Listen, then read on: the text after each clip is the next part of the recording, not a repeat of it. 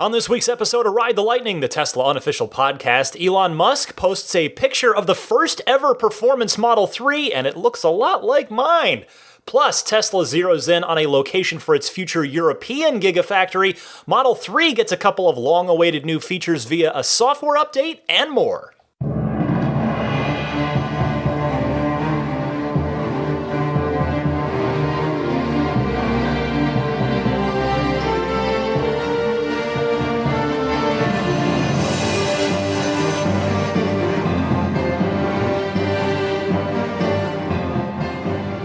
What's happening, friends? Ryan McCaffrey with you for episode 151 of Ride the Lightning, the Tesla unofficial podcast for June 24th, 2018. 151 would be a palindrome, which is always fun. Anyway, I want to kick off the show this week by saying thank you to one particular listener who also happens to be a Patreon supporter. Matthew Para helped me out last week with an audio issue on the interview, the Jeff McGovern interview that you heard last week. I want to apologize to the Patreon folks who, via the early access to the show they get, heard the original flawed version with the audio technical difficulty in that interview. And thank you so much to Matthew for lending his expertise to help get that corrected by the time the show went out wide. I hope you all enjoyed that interview, by the way. I very much enjoyed doing it. It was good to get out and meet Jeff and just talk detailing, because again, I really do find it to be an endlessly complex and multiple choice kind of thing. Anyway, we're going to get back to the Ride the Lightning hotline this week as well. Plenty of great calls from you guys queued up and ready to go. A lot of you called in while I was at E3 the prior week. I got caught up on all that, so stay tuned for that later on in the podcast. Coming up now will be the news of the first Model 3. The performance version, that is. It has been built. Elon Musk took to Twitter to fire off a picture of a performance Model 3, the first one rolling off the line. Elon saying, quote, "Amazing work by Tesla team, built entire new General Assembly line in 3 weeks with minimal resources. Love you guys so much," meaning the Tesla team. And then, so the car, by the way, the car is a multi-coat red performance Model 3 you get with the 20-inch sport wheels and a white interior. And so my friend Trevor Page from Model 3 Owners Club jumps right in. I wasn't online while this happened. I was off doing weekend stuff. Trevor jumps in and says, "Hey, awesome work, Elon. Is that Ryan McCaffrey's performance Model 3? And Elon actually replied to Trevor saying, "Might actually be his," with an exclamation mark. In fact, on that subject, let's go to Albert from Miami. Let's, in fact, dive into the Ride the Lightning hotline real quick. Just dip our toe in right now before we get to the rest of the calls later on. So here's Albert from Miami on this very subject. Hey, Ryan, it's Albert from Miami. Looks like your Tesla is the first one off the assembly line of the new assembly line Tesla just put out. It looks beautiful, buddy. Hope it's yours. Thank you. Well, thank you for the kind words, Albert. And I wish it was. I wish that was my car. But I don't think it actually is. And I don't think Elon was necessarily playfully teasing me there. He probably just didn't know where the first one was going. I mean, they start coming off and he's there. But, you know, we know we're expecting performance Model 3s as test drive cars in the coming weeks here. It's coming few weeks, actually. So this could be one of those, you know, who knows. But because, you know, when Elon tweets that, of course I get my hopes up, of course. So I reached out to my cousin Sean, who works in one of the New Jersey Tesla stores as a sales advisor / delivery specialist there. And he told me that VIN numbers usually get assigned before production. So therefore, and I don't have a VIN number yet, so this one probably wasn't mine, despite Elon getting my hopes up a little bit there. Now, could that procedure be different with the performance cars since they're only just spinning them up? Yeah, maybe, but it's probably not mine. However, two things of note about this car, because it was, again, my exact configuration. It's super fun to pretend it's my car, because you know what would be cool would be having Elon personally inspect my car. That would be great. But number two, it's just cool for me to see exactly what my car is going to look like. And it looks good. I agree with Albert from Miami. It looks super sharp. But it is kind of crazy that the first performance Model 3 off the line of the various configurations possible, which remember, it's a few more now because besides every paint color and two wheel choices, just like on the first production Model 3, you've also got the two interior choices on the performance car as well. But so it is a little strange, a little, and it's cool. It's just cool. It's a neat little thing that the first one off the line happens to look exactly like what mine will. Two quick notes on the car, just from taking a look at the picture.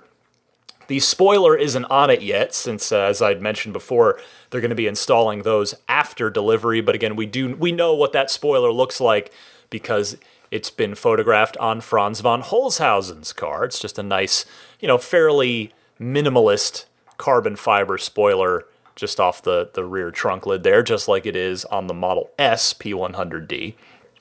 Also, you can very clearly see those gorgeous red brake calipers.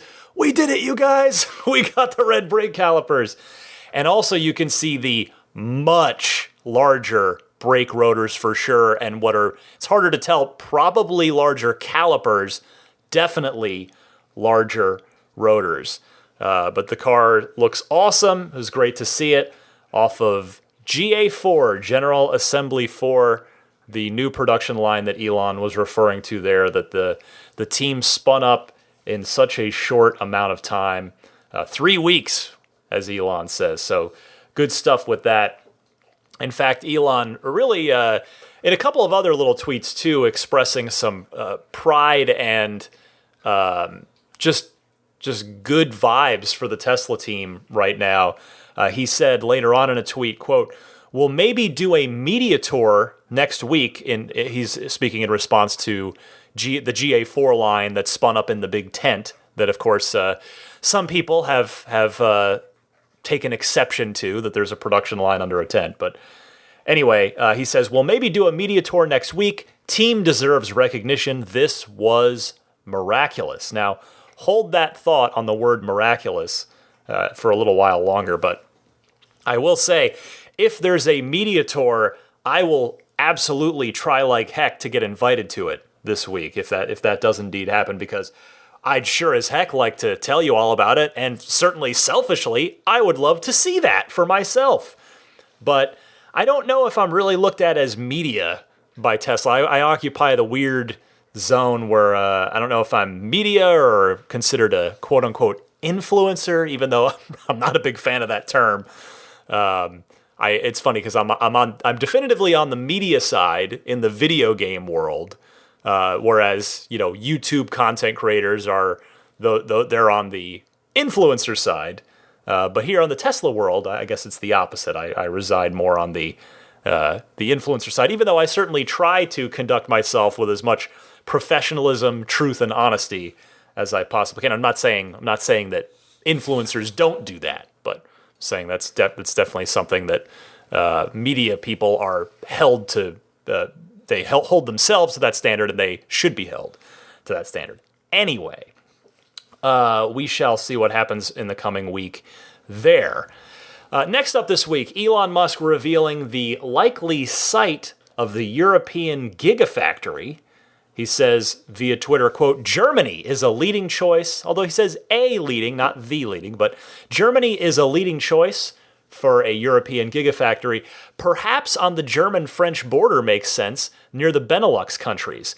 To be clear, Tesla European headquarters will remain in the Netherlands. So if that is indeed the plan, that will be taking Tesla straight into the lion's den of their primary competitors, BMW, Mercedes, and Audi, those big three luxury automakers from Germany.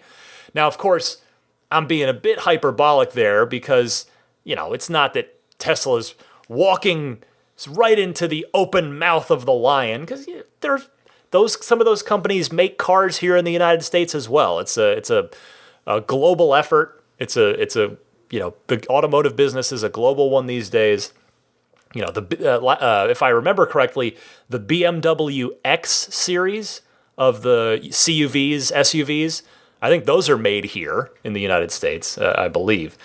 But anyway, once this Gigafactory gets going, that is going to bring a lot of jobs to Germany. The Nevada Gigafactory here is a 5,000 plus employee enterprise, and all future gigafactories, as Elon has said before, are going to be intended to do car production as well as the battery production. So theoretically, it would employ more people than the Nevada site, the Gigafactory 1. So we will keep an eye out for that. I'd just like to add a quick postscript on this. I love Germany. I've done a little bit of travel in my life, not nearly as much as I would like to, but over 2 trips in my life to Germany, I've spent a total of about 5 weeks there. I did a foreign exchange trip in high school and spent a month in Germany, and then I was there again for a week on business a few years ago. And boy, that was just a transformative not a vacation, but a journey, just a wonderful journey in my life. If you have kids, by the way, who, if they're becoming of, high school age by chance, and they have the opportunity to go on a foreign exchange and spend time in another country, if you're not already doing so, my goodness, please encourage them to do so, just based on my experience. Because I could never do that now. I wouldn't be able to take a month to just go be in a foreign country. There's too many, there's a job, there's a family, there's all sorts of responsibilities. But what a fun time that was. And Germany is a absolutely beautiful country. Anyway, that aside, let me move on to the next story this week. It's actually a relatively quiet week in the world of Tesla news, but I've got 2 or 3 more stories to talk about with you here. Elon Musk teasing an upcoming autopilot feature. And this comes in response to a Twitter user who asks this, quote, "When merging in traffic on an expressway, blinker detection in autopilot would be great. Allow the driver to customize their mood on a sliding scale between aggressive and passive." And Elon replied saying, quote, "Good points. Already mostly working in the developer software I'm driving," end quote. If you'll recall, Elon had pretty well already confirmed this to Ride the Lightning listener and Patreon producer, by the way, Alexi Heft. But here he adds the little detail saying that it's, quote, "mostly working in an internal dev build of the autopilot software." So this is a thing that is definitely going to make autopilot tangibly better. And as such, I hope it arrives soon. That would be great, because it would just be fantastic. One big new feature for Model 3's autopilot specifically this week, I should add to this. This is a good time to throw this in. And I say Model 3 specifically because the Model S and Model X already have it, is Summon. Yes, Summon. You'll recall that I actually asked Elon about that a couple weeks ago, and he mentioned that it was on the way. And here it is. It is here now in version 2018.24. If you've got that, or you should be on the lookout for it. There were actually 3 primary big features for Model 3 in this update. So you've got Summon, and you've got the other big one being Wi-Fi. So the Model 3 had been out now for almost about 11 months, officially out for 11 months, without the Summon capability that the S and the X have had for a while. Well, that has changed. Not Summon. Well, that too, but Wi-Fi.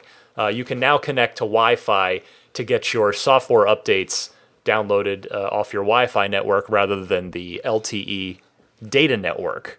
So that is good news there as well. And then the third thing is cabin overheat protection. So the cabin can now be set to not exceed 105 for up to 12 hours after you exit the car if you have that set. So if you just want to use that, I mean, obviously if you have it's kind of a dog mode thing. If you have a dog in the car, make sure you can leave your climate system active to keep the car cool. But also just if you're in a hot place and you want to not have your car roasting inside. I'm looking at my old stomping grounds of Arizona when I'm talking about this. Plenty of other toasty places around the country as well. But that is another feature. So 3 key new over-the-air updates. One over-the-air update adding 3 key new features to Model 3 here. 2018.24, that is the version to look out for as it rolls out here at the end of this week as I sit down to record. And on a semi-related note, I checked in with Elon on Twitter after he posted about being stuck in infinite work. And I just simply asked him, I wasn't really trying to pry any information out of him this time. That's usually the objective, but I just asked him, you still in Fremont all weekend? How's GA4 going with the P3Ds? Obviously a personal interest there. And he replied saying, at Fremont until late tonight, that's Friday night, he was working late at Fremont. Giga tomorrow, so up in Nevada at the Gigafactory on Saturday. Fremont Sunday. GA4 is great, but have to say that GA3 crew is pulling off miracles against all odds, end quote. That is, so GA3 being the primary Model 3 line. And I added another tweet saying, also, if you need the local Tesla community to bring you and the team donuts and or coffee during your working weekend, we will bring you donuts and coffee. We appreciate your efforts. I'm just trying to be sincere, just trying to offer some encouragement and just some appreciation. Just genuine, you guys know, it's a genuine appreciation for the monumental efforts that these folks at Tesla are going through in order to try and hit this production ramp and get as many cars out as possible, especially with, they of course know that tax credit situation is looming. So this is such a key moment in not only Tesla history, but just Model 3 history specifically. And I just, it's just good to recognize that, because I'll tell you, I guess I'll just, if you'll forgive me a quick aside here, I think it's important to actually speak up to show appreciation, to be positive, to show positivity towards someone or something, an effort, a movement, again, just a person, whatever it is. Because social media in particular is so, it's so full of negativity. I'm not saying that's all it is, but it's the natural human reaction is to not say anything if you're happy and to speak up if you want to complain. And I just think, I'm someone who, I've talked about this before here and there, the video game world is oddly, just strangely toxic. If you're not in it every day like me, you probably think, why? Why would the video game world be toxic? You're talking about fun hobbies. And you would be right to have that very rational thought, but it is what it is. And, me with my 100-something thousand followers, I see, I get a lot of it targeted at me from time to time, that the negativity that is. And so, I appreciate the kindness when people show it.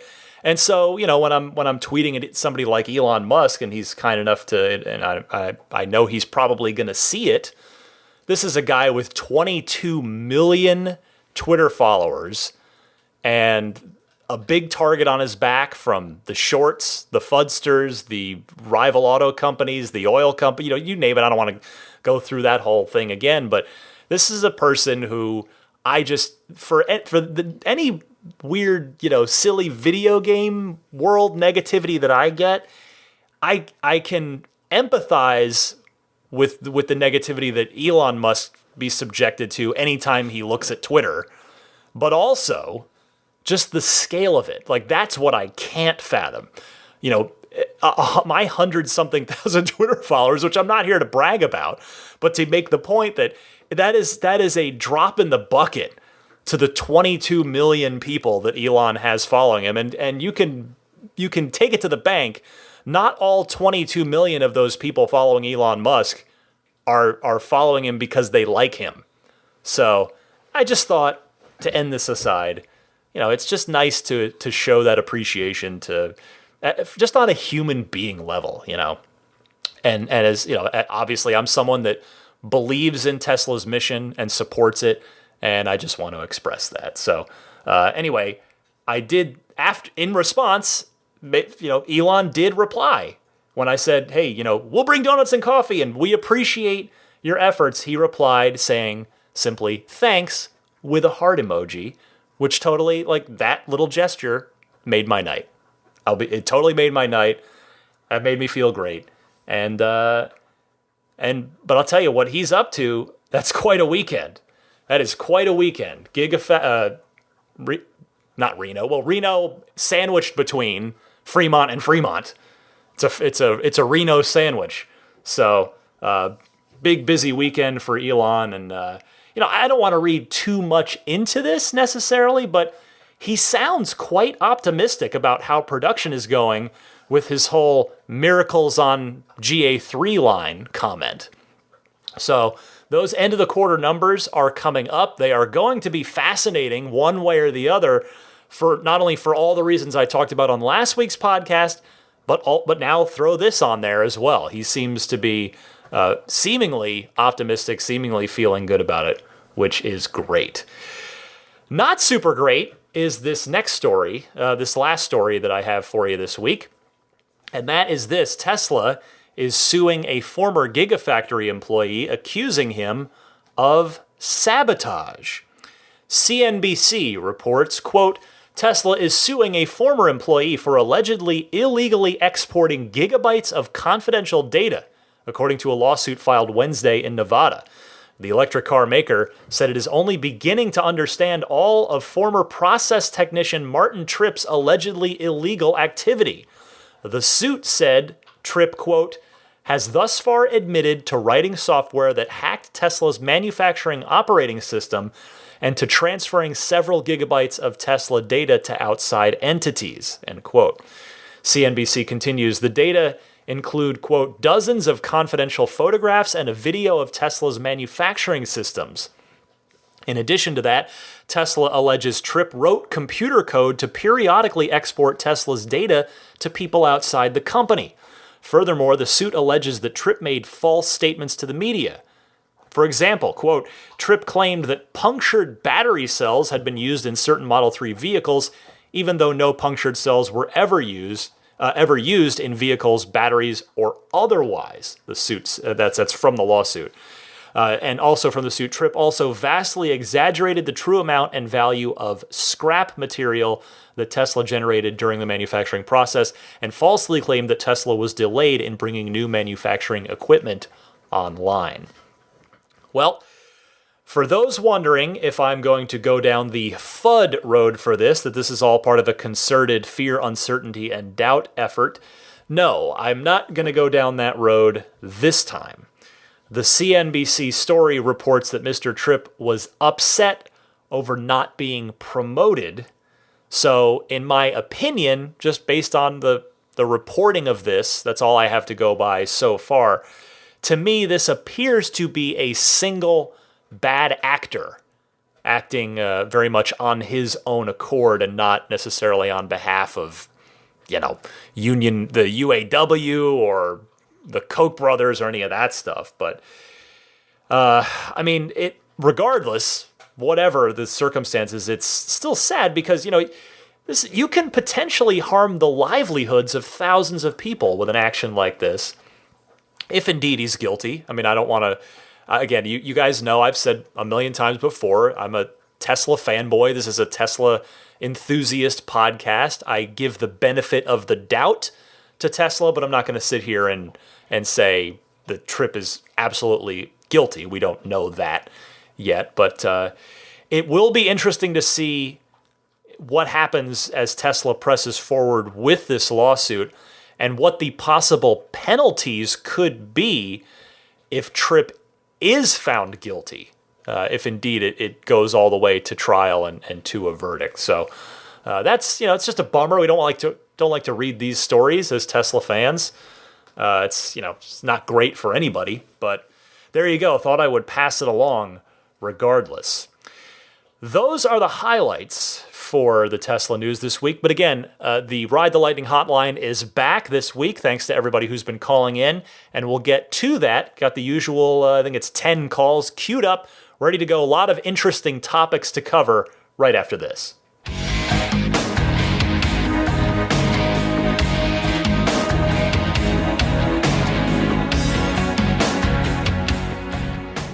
After a short 1-week break from the Ride the Lightning hotline while I was at E3, it is back, and you guys have delivered a ton of great questions and topics here as usual, so thank you all so much. If you have a question, comment, or discussion topic for the podcast, I sincerely encourage you to send it on in. You can send it in one of two easy ways. Either use your smartphone's built-in voice recorder, record your question, try to keep it to about a minute, minute and a half would be great, and email that file to me at teslapodcast@gmail.com, or you can call the Ride the Lightning hotline, super easy, toll-free number. You just call in, leave a message. That number is 1-888-989-8752. That's 1-888-989-TSLA. And if you know someone special with an upcoming birthday, anniversary, graduation, or some other special occasion, you can give them a unique gift of recorded voices from friends and family telling them why they're special. The recordings can be podcasted or put onto a keepsake. Visit lifeonrecord.com to learn more. Let's kick it off here with Camille in Vancouver wants to talk about white interior in the Model 3. Camille, go ahead. Hi Ryan, it's Camille from Vancouver, Canada calling. I have two questions for you today. My first question is regarding the white interior. I know you were lucky enough to order the white interior option with your car, and I'm just wondering if you have done some research regarding on how well it holds up over time. I've seen on the forums and YouTube channels of people reviewing the seats, and they look like they hold up pretty well, but most of the reviews are from owners who've had their car for maybe 10, 15,000 miles. I'm just curious how those seats hold up over extended period of time. Maybe you've had some callers call in and discuss that. My main concerns are the stitching. Can it be cleaned? Is there a lot of blue gene transfer? And just if the seats yellow maybe over time. So I'd love to hear back on what you think about that. And my second question is regarding the standard battery version of the Tesla Model 3.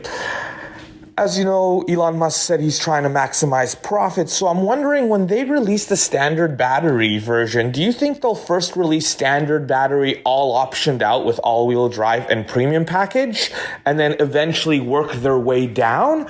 Or do you think they'll just open it up and say standard batteries available, you can pick your options? Thanks again, Ryan. I love your show, I love what you're doing, and can't wait for the next podcast. Bye. Thank you for your excellent call, Camille. Let's start with the white interior. Yes, I have read everything I can about it. And if you plan on ordering the white, let me warn you of something that's happened to me, and that is this. Everyone in your life will think that you are insane for ordering a car with white interior in it. My wife thinks I'm nuts. My family and friends think I'm nuts. They all say the same thing. How is it going to be kept clean? There's no way. And I can understand where they're coming from, certainly. That is sort of a basic human reaction. But even when I tell them, oh, it's a synthetic and it wipes clean really easily, no one believes me. They don't believe me. But yes, the answer, they do hold up very well. Being a synthetic, there can be blue gene transfer, but the key is you have to get it pretty quick. Don't leave it on there for weeks and weeks. Tesla recommends cleaning it using rubbing alcohol, 70%, just that off-the-shelf rubbing alcohol. I've seen one person says that they do that, and then they sort of wipe that up with like a baby wipe or something just to get any residue off. So that's what I'm going to do, and I'm going to do that no less than once a month. Maybe even more often than that. Just to make sure. I mean, in my case, my daughter she's still in a booster, just like a little booster seat, which I have one of those sort of pad, not a pad thing, but like a protective thing, mat thing that it sits on. So there won't, and she doesn't wear jeans anyway. She's a active little kid, so no jeans there. I'm really the only one, so I'll just need to stay really on top of the driver's seat in my case. But I can tell you that I know it's going to be higher maintenance than black interior. That's like I understand that going in. I accept that.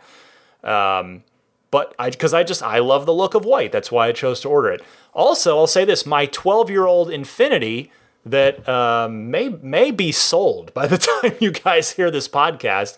I decided once I got back from E3, like, I better start trying to sell my car. I didn't want to trade it in because I knew I looked up online and I would get so little for it if I just did the trade in. So I'm making the rounds trying to get it sold. Hopefully, I'm so not a fan of, or I guess I don't trust Craigslist, just the safety and security and all that stuff. But I'm meeting a couple people tomorrow. We'll see how it goes. I actually had a couple of dealerships call me from the post on Craigslist. I didn't even realize that there are dealerships that will just buy cars privately and sell them on their lot. So I met with one of them today, and it went better than expected. So we'll see how this weekend goes. Anyway, I'm getting off topic. But that 12-year-old Infinity, which may be gone by the time you hear this, it's a very light gray interior. It's certainly not white, but I have to say it's held up very well, which I think is a good sign for both the color of the interior itself, the white interior itself of the Model 3, and also I think it speaks well to my own personal long-term ability to maintain its cleanliness. Now, Camille, to answer your standard battery question, I don't know. I really, really hope not, because it will, in my opinion, quite simply just be sad and dare I even say kind of unfair if people who waited in line for the $35,000 Model 3 end up getting, at best, a quarter tax credit. I feel good, but I don't know. I feel good that they're not going to force premium or all-wheel drive once they do finally start offering the standard battery, because at that point, the production ramp will be at or above 5,000 cars a week, and the company should be profitable at that stage. So I'm hopeful that you'll be able to just get standard battery by itself without anything else required with that. I think the performance and dual motor push that's about to happen is just a temporary thing to help them get over that final hump into consistent profitability. So there's my take on that. Sorry, that was kind of a very long-winded response to that call, but hopefully, Camille, you got some good information, maybe some food for thought there. Let's go next to Matt in Fremantle, Western Australia, who has another question relevant to my interests, and it also pertains to the interior of the Model 3. Matt, you're on the air. Hey Ryan, this is Matt from Fremantle in Western Australia. And I wanted to talk about interior protection. How are you going to protect the interior, that beautiful white interior of your car, against Daisy and the scratching that she potentially might want to do, or she's been rolling in something awful and you still have to put her in the back seat because you're coming back from where you've walked the dog, and you've talked about taking her and your older dog Maggie on long road trips. So clearly you have to have a contingency option or plan to deal with these kind of things.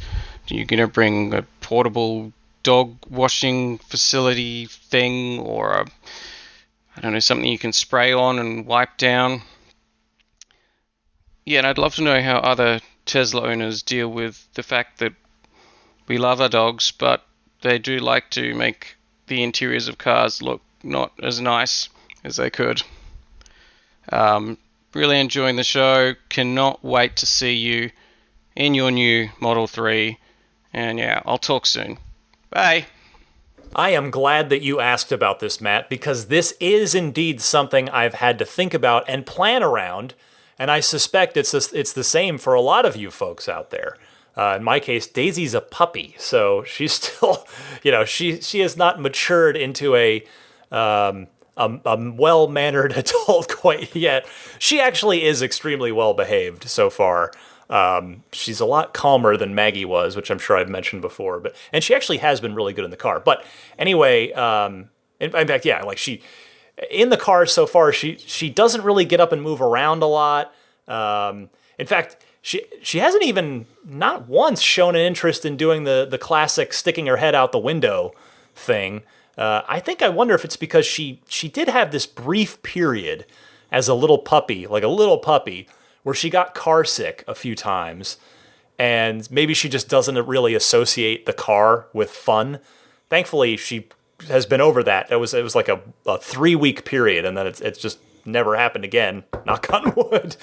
But in any case, what I did was I bought what is basically a hammock for the back seat of the car. It goes between the headrests, and so it covers the whole back seat. The one I got off of Amazon that had some good reviews on it even has like a spot you can put a person on either side, and there's a slot for the seat belt, and so they kind of seemingly thought it through. Now I haven't tested it out yet. I'm saving it for the Model 3. It doesn't really work in my current car. I also I just throw a blanket back there, so it's not a big deal. But for the Model 3, I want to be a lot more careful with it.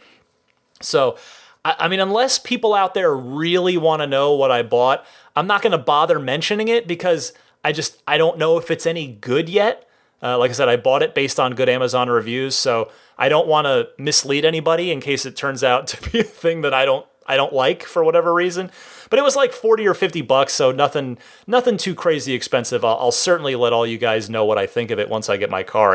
And by the way, I very much welcome any suggestions from other listeners, from you guys out there, if you have awesome ways to protect your Teslas from your dogs. So excellent call from Matt there. Thank you so much. Next up is Tim in Little Rock, wants to talk about Model Y. Let's do that. Tim, you're on the air.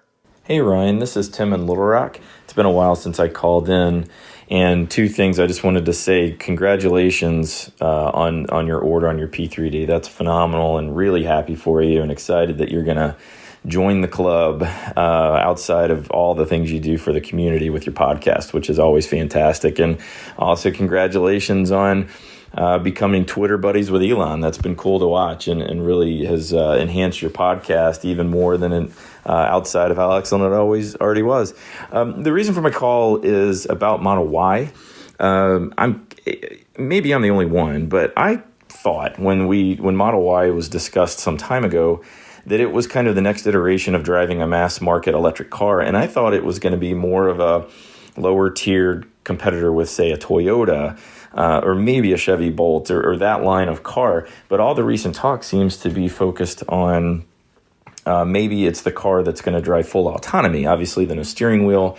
I've heard Falcon Wing doors. So it doesn't sound like this car they're going to unveil in the spring is going to be possibly any less expensive than Model 3, maybe even be more expensive. I'm not sure. But anyway, if I'm the only one that's confused, then it's me. But it would be nice to hear some thoughts on the Model Y specifically and what you think this car's goals are to achieve and what we think a price point might be. So if that's something you could address, that would be great. Anyway, appreciate your time and your thoughts on that. Hope to talk to you soon. Take care. Thanks, Tim. I will say that I've always had a clear idea in my head about what this car is, but I suppose my thinking might not be shared with others. But as I said was it last week or the week before, E3 has caused my brain to melt, and I don't remember what happened last week. But I've always thought of the Y being to the X what the 3 is to the S. That is a smaller, more entry-level luxury baby sibling version of the car. You have a good memory, by the way, about Elon mentioning precisely once on Twitter that the Y would have Falcon Wing doors. I have said on this podcast that I think those plans have probably changed due to the manufacturing simplicity, even compared to the Model 3, that Elon and Tesla have repeatedly stated that they are aiming for with the Model Y. If I had to guess, and that's basically all I can do right now is take an educated guess, I think the Model Y will probably start right around $40,000. That is my expectation. If it's less, great, but that's sort of where I'm placing my bet right now. I guess we'll find out in about 9 months or so if indeed that reveal happens in March. I mean, we won't get detailed pricing information, but we might get a base. Actually, we might not even get the base price. With the Model 3, of course, they had to say a $35,000 car because that was the whole point of the car. With the Model Y, there'll sort of already be a little bit of an expectation built in. So they might not even say what the base price is going to be, but they also, I would say there's an equal chance either way. So one way or the other, we'll find out hopefully around March. Autopilot time. Let's talk some autopilot. Peter is the first of a couple of callers. In fact, 3 callers who wanted to talk autopilot. So Pete, go ahead. Hey Ryan, this is Peter calling in about autopilot. Enjoy your show. Listen to it all the time. I'm hoping some of this information that I've experienced can get on to Elon. But my concern is that I don't see how autopilot is going to make the transition from what it is now to something that is much greater, because I see that there are objects in the road that the vehicle cannot address. There are lane changes and curves that the vehicle does not seem to be able to navigate. The access to auto steer goes on and off on the same locations that I drive inconsistently. And there are a variety of road conditions that change on the same road, such as school zones, construction zones, and flashing lights. And I see many, many problems with autopilot being able to handle this. And there are too many to articulate in this phone message, so I'm sending you an email, and perhaps you can combine the two and get some of this information out there and see if other folks are experiencing the same thing, and maybe in your contacts with Elon, you can get some answers to some of these issues. Thanks for the show. Bye. Peter, I am sorry that I said Pete. I had a typo in my notes, and I apologize to you for that. To your question now, I don't disagree with you. I don't disagree with you at all. The evolution of autopilot so far has, I would say, relative to what it was when it first launched on the Mobileye system, been a fairly slow one. But the leap it is going to have to make in order to reliably perform level 4 full self-driving, it's an enormous leap. Now, pardon me if I've said this on the podcast before, but my neighborhood alone is full of crazy edge cases. I have one-way streets mixed with two-way streets. I have two-way streets that are only wide enough for one car to come down at a time, so that if there are 2 cars coming in opposite directions towards each other, somebody has to make the human decision to stop and wait or pull over. So I think it's fair to be skeptical of Tesla's, or really anyone's, autonomous driving technology making that kind of leap. But for now, we'll see how it goes. Based on my experiences using autopilot in friends' Teslas so far, I was personally very okay with paying the $5,000 for enhanced autopilot when I ordered my car. And as I told you guys, when I did order, I passed on spending that extra $3,000 for full self-driving for now. So we'll see what happens. It is going to be very interesting to watch how far and how fast the system can evolve. Thank you, Peter, for the call. Keeping on the topic of autopilot, let's go to Michael in Baltimore. Hey, Ryan. Michael from Baltimore. Thanks again for everything that you do for the Tesla community. Couple thoughts. First of all, congratulations on getting your tweet answered by Elon at the latest shareholder meeting. Seems like you're building quite the rapport with him, with those and the tweet conversations that you've had over the past few weeks. So hopefully that interview will happen after all down the road. I did order my Model 3. I followed my heart, and I just took the plunge. So delivery should be in a few weeks, it looks like. I did not order autopilot, as it was already a stretch to reach that first production model. So I went without that, at least for now. Looks like we're going to have an ability to do a free trial, so that would be kind of cool. My question to you is, one of the features that I'm surprised is not standard is the whole adaptive cruise control, where the car slows and speeds up based on the following distance. Do you think Tesla would ever consider changing that and offering that as a standard feature, or even perhaps breaking it apart and kind of going a la carte and maybe for $1,000 have owners be able to purchase that if they didn't want the full autopilot capabilities. What do you think?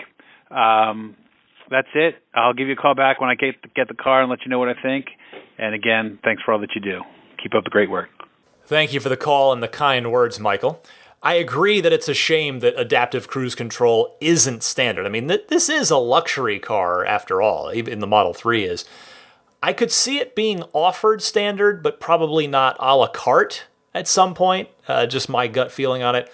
And I would think if that did happen, it'd probably be after enhanced autopilot achieves its full potential to make it more enticing as a $5,000 purchase without adaptive cruise control in there as a core feature of that $5,000 EAP package. I'll be curious to hear what you think of that autopilot free trial and if it has any effect on you either way, either to try and order it sooner or if you're going to be content to just wait on it. Please do follow up with me on that once that autopilot trial happens. One more call about autopilot before we change topics. Here's Jeremy from Toronto, wants to talk about autopilot safety. So Jeremy, take it away. Hey Ryan, this is Jeremy from Toronto, Canada. Thanks for making a great podcast. Really enjoy the show and admire your enthusiasm and all the energy that you inject into the Tesla community. My question is about autopilot safety. I've been following fairly closely in the news all of the reports of accidents that have happened, and of course, overall, statistically speaking, autopilot is still much safer than driving on your own on the highway, but it seems to me that there's two common themes when it comes to undesirable outcomes with autopilot. We've heard of a number of accidents in the last few months where a Tesla hits a stationary object such as a fire truck or a police truck or a parked vehicle. And I've certainly heard in the past that it's a bit of a blind spot for autopilot that although it's able to very well sense vehicles that are moving slowly or just coming to a stop, that if the vehicle's completely stopped, it doesn't necessarily identify it, which seems to be one common source, and I don't mean common in terms of statistically frequent, but rather an in-common theme for autopilot accidents. And the second seems to be related to highways that divide. We've heard of a couple of scenarios, obviously the very sad accident that happened with the Model X in California with the inoperable crash attenuator where the autopilot didn't recognize the highway divide. And also probably a similar theme with Yo-Yo's Model 3 in Greece, where there was a divider that wasn't recognized. So my question is, with these two themes, the stationary vehicles and the highway dividers with a crash attenuator, why do you think Tesla hasn't been able to iron out these two pieces? Obviously, it's been in the news, and they would very much like to erase any autopilot accidents from the news. What do you think is the technical barrier that's preventing them from eliminating these two common themes? Thanks for your insights, Ryan. Have a great day. Jeremy, I hate to give you a non-answer, but I just don't know on this one. I guess if I did know, I'd probably be on the Tesla Autopilot dev team. But I have to figure Tesla is no doubt aware of the issues, and I'm sure that rectifying those weak points is of the highest priority. But clearly the algorithm has difficulty recognizing and or processing those things. We'll see how quickly improvements can be made. Fingers crossed. Moving on here, we've still got we got 4 more excellent calls lined up. The next one comes from Joe in New York, who is debating whether or not to buy a 3 or a used S. Let's see if I can help Joe out and give him some information here. Joe, go ahead. Hey, Ryan. Joe from New York. I'm having that long-time debate about a new Model 3 versus a used Model S. I understand what you're saying about range being king. So for the same money, if you could get a 100D versus a Model 3, which way would you go? And I know for you, size in San Francisco is an issue, But put that aside for a moment. Thanks. Hey, Joe. Well, I have to say, if you're going to allow me that many concessions in this hypothetical exercise, I would take the 100D because I would get twice as much cargo room and I would get an air suspension. But I have to say, even in that scenario, it's not that much of a gimme, at least not for me personally. In fact, it's pretty darn close, which just goes back to why I did predict that we would get a fully redesigned 400-mile Model S at some point later this year. That was, of course, my prediction show back on New Year's Eve. But it just seems like there should be a lot more obvious separation between the 3 and the S, which we are not seeing as of now. So best of luck, Joe, in whatever you do decide. Next up, Chris in Santa Clarita wanted to comment on something that Jaguar's I-Pace is doing that he likes. Wants to maybe see if Tesla might be into it. So Chris, what have you got? Hey Ryan, Chris from Santa Clarita, longtime listener, first-time caller. I had a question about sound, specifically the artificial sound that's being pumped into the Jaguar I-Pace cabin to match the acceleration of the vehicle 1-to-1. It sounds like a spaceship. It's incredible. And it got me thinking, I wonder if Tesla would do something similar via over-the-air update maybe later in the year. I think it solves two problems. One, you're always hearing about how Tesla drivers, they don't really know how fast they're going until they look down at the speedometer. So this would give them kind of that auditory feedback so that they knew how fast they were going. But two, I think it resolves an issue for a lot of ICE car drivers who say they'll never drive an EV because there's no emotion, there's no visceral feedback of the engine. And I think if their car sounded like a spaceship, they might change their tune. So anyway, I know you've had Elon's ear as of late via Twitter. Congratulations on that huge validation of your value to this community. So maybe you can pass this feedback along, but either way, thanks for all that you do and keep up the great work. Welcome to the podcast, Chris. I have to say, I hadn't heard that Jaguar is doing that, but they're not the first. BMW does it in the i8 as well. Now, generally, I personally feel like the i8's implementation hasn't been universally well received, but then again, I'm probably only getting that filtered through the lens of the Tesla community, and their reaction to it is naturally going to skew a little bit more towards Tesla's way of handling it, which is obviously to have no sounds.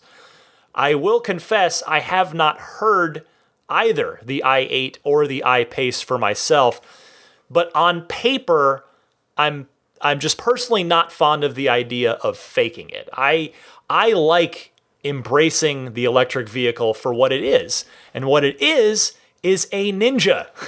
You can silently obliterate just about anyone else on the road off the line with no sound whatsoever, and that appeals to me. I like that. I will say the S, X, and 3 are especially quiet, but the original Tesla, the Roadster, that was pretty cool. If you ever get a chance to drive it, Chris, I would highly encourage you to do so, whether you rent one or what have you, or you happen to meet someone, know someone with one, because when you drive the Roadster, you can really hear the electric motor whine as you lay into the accelerator and as the RPMs go up. It's got kind of a Millennium Falcon sound to it. But anyway, I guess this is obviously one of those subjective to each their own kind of things. Some people are going to like sound being pumped into the cabin, some aren't. I'm not personally looking for a feature like that, but if Tesla decided to do something and make it optional, well then sure, that would work, because you could just turn it off if you don't like it. So we'll see. Thank you, Chris. 2 more calls this week. Let's go first to Tom in Chicago, who wants to talk about the effects of hot weather on a Tesla battery. Tom, go ahead. Hey Ryan, it's Tom from Chicago. I know you've discussed the adverse effects of extreme cold weather on Teslas before, but have you come across anything related to extreme warm temperatures? My ICE car overheated during a road trip recently, which made me wonder what, if any, considerations I should have for a Tesla in a similar scenario. Thanks as always. Later. Tom, I went ahead and asked my cousin Patrick, who has owned his Model S in Arizona for 5 years now, and he texted me back saying, yes, noticeable difference in range when running AC when hot versus not using it. A 15-mile trip to work at mostly freeway speeds of 75 miles per hour uses about 18 miles of range with no heat or AC. Now with AC, that goes up to about 22 miles of range used for that 15-mile trip. So there is definitely a penalty, which, by the way, with air conditioning, just like in a gas-powered car, just like in an ICE with that's running air conditioning, you do see a hit to your mileage on that. So seemingly not quite the same effect that cold has on those cells, but the heat does have an effect on your range there. Let's close it with our friend and Patreon producer, Logan Willis, who also, by the way, has a Performance Model 3 on order. He and I are buddies like that. He calls in about those performance aluminum pedals that I talked about on, again, can't remember, either last week or the week before. Logan, you're on the air. Hey, Ryan, it's Logan Willis here. Just on Twitter that Elon responded, said that he had spoken to the team, and now they can do the aluminum pedals for our Performance Model 3s. Just awesome. I'm so glad that we got through to him. I'm so glad you're able to, have at least a good dialogue between the two of you. Glad I tweeted at you about it. And just wanted to say thank you again for all you do for, the community, for us buyers and, us future buyers as well. So, keep up the great work and thanks so much. Have a good E3. Talk to you soon. Bye. I appreciate the kind words, Logan. And as I said last week, I just have a keen interest in getting I love these little details. And I have an even keener interest now that I'm actually getting the car instead of just dreaming about it. Now, maybe I'm appealing to the designer within Elon or something, but whatever the magic is, I hope it doesn't go away anytime soon. I continue to be flabbergasted that he and the Tesla team are making this car better over the month or so it's been now since I first ordered it. And again, nobody's even gotten their cars, but they just keep getting better seemingly right up until delivery day, and then thanks to software updates, they'll continue to get better, even after you own it, as with every Tesla. So thanks, Logan. Thanks to everybody who called in. I encourage you again, now that I'm back to the regular routine here, no more E3 in the way, please do call in with your thoughts, your questions, your comments, your discussion topics. Again, use your smartphone's voice memo recorder and just record something, minute and a half or so. Email that file to me at teslapodcast@gmail.com or call in and leave a message on the Ride the Lightning hotline. The toll-free number to dial for that, again, 1-888-989-8752. Be right back to wrap things up for you right after this.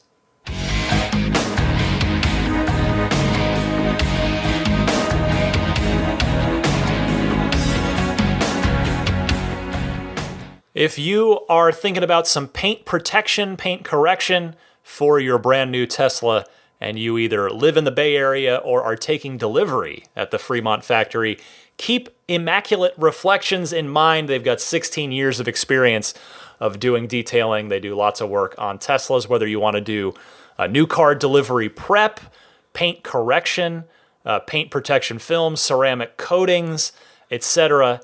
They're about a 45-minute or so ride from the Tesla factory. Learn more on their website, irdetailing.com, or you can look them up on Yelp or Instagram at immaculate_reflections on those sites. You've got abstractocean.com with their tempered glass screen protectors, custom fitted for the Model 3s, one and only touchscreen. They've got center console wraps on the way if they have not already arrived.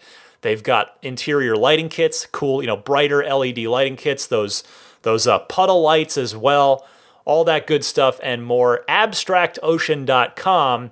Use the coupon code RTLPodcast as all one word at checkout to get 20% off of your first order. If you're buying an S or X, feel free to use my cousin Patrick. I mentioned him earlier in the show, talking about hot weather stuff. Use Pat's referral code which will get you free unlimited lifetime supercharging. His code is Patrick5008. So you can give that to your sales advisor, or if you're ordering online, type this into your browser, ts.la/Patrick5008. That'll take you to the design studio with that free unlimited supercharging baked right into your order. I want to say thank you to the Patreon producers, everybody supporting my efforts here on Patreon. It is sincerely appreciated. You can find the show's Patreon page at patreon.com, Patreon, patreon.com/Tesla podcast. Every bit of support makes a huge difference, I assure you guys. The show, I'll spare you the rap. It's a lot, but I love doing it. The support means a lot. So if you see fit, take a look at that page. And I will say thank you now, of course, as I do every week, to the Patreon producers.